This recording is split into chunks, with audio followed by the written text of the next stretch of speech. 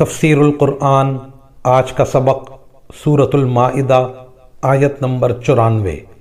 اعوذ باللہ من الشیطان الرجیم، بسم اللہ الرحمن الرحیم۔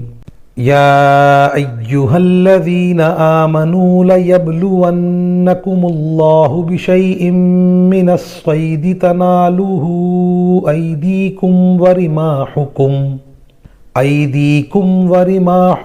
لیعلم اللہ من یخافہ بالغیب فمن اعتدی بعد ذلک فلہ عذاب علیم۔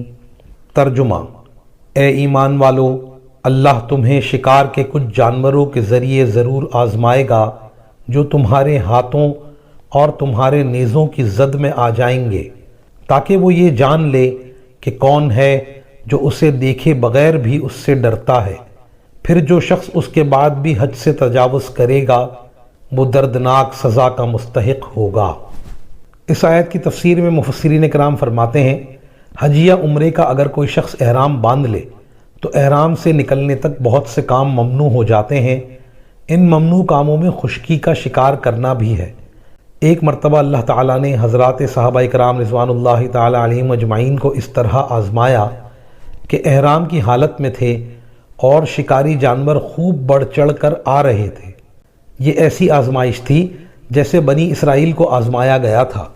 ان کے لیے سنیچر کے دن مچھلیوں کا شکار کرنا ممنوع تھا، لیکن سنیچر کے دن مچھلیاں خوب ابھر کر پانی کے اوپر آ جاتی تھیں، اور دوسرے دنوں میں ایسا نہیں ہوتا تھا، جس کا ذکر سورہ اعراف میں آیا ہے۔ در منصور میں منقول ہے کہ آیات بالا حدیبیہ والے عمرے کے بارے میں نازل ہوئی۔ وحشی جانور اور پرندے ان کے ٹھہرنے کی جگہوں میں چلے آ رہے تھے۔ اس سے پہلے ایسے منظر انہوں نے کبھی نہیں دیکھے تھے۔ ان کا ہاتھوں سے پکڑنا اور نیزوں سے مارنا بہت ہی زیادہ آسان تھا۔